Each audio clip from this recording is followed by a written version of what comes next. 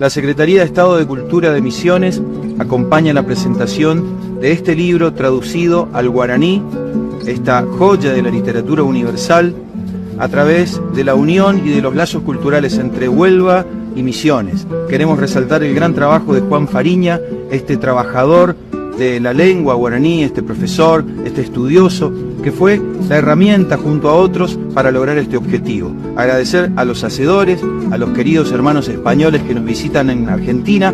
Estoy en Carlos Paz, en la Feria Internacional del Libro, en la presentación de esta versión de Platero y yo, en castellano y en guaraní. Desde la primera Feria Internacional del Libro de Villa Carlos Paz, tenemos el gusto de enviar un saludo muy cordial, muy cariñoso al gobierno de Misiones, al pueblo de Misiones y a Juan Fariña, que fue el traductor de esta obra de Juan Ramón Jiménez, Platero y yo, obra universal.